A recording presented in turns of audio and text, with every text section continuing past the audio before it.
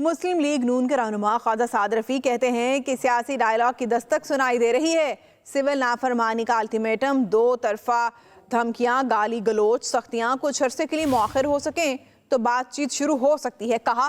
Speaker chamber میں مختلف سیاسی اکابرین سے ملاقات ہوئی۔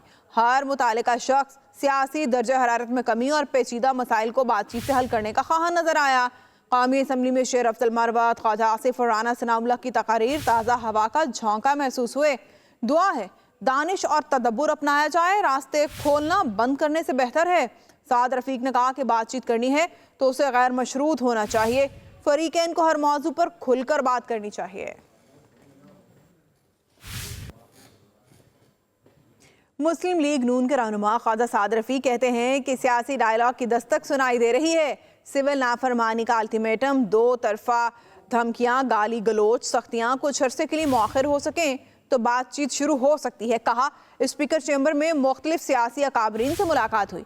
ہر متعلقہ شخص سیاسی درجہ حرارت میں کمی اور پیچیدہ مسائل کو بات چیت سے حل کرنے کا خواہاں نظر آیا۔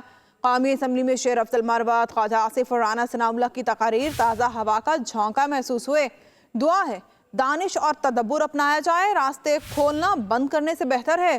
سعد رفیق نے کہا کہ بات چیت کرنی ہے تو اسے غیر مشروط ہونا چاہیے، فریقین کو ہر موضوع پر کھل کر بات کرنی چاہیے۔ مسلم لیگ نون کے رہنما خواجہ سعد رفیع کہتے ہیں کہ سیاسی ڈائیلاگ کی دستک سنائی دے رہی ہے۔ سول نافرمانی کا الٹیمیٹم، دو طرفہ دھمکیاں، گالی گلوچ، سختیاں کچھ عرصے کے لیے مؤخر ہو سکیں تو بات چیت شروع ہو سکتی ہے، کہا۔ اسپیکر چیمبر میں مختلف سیاسی اکابرین سے ملاقات ہوئی۔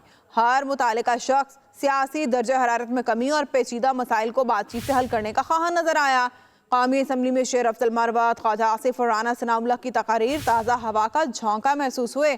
دعا ہے دانش اور تدبر اپنایا جائے، راستے کھولنا بند کرنے سے بہتر ہے۔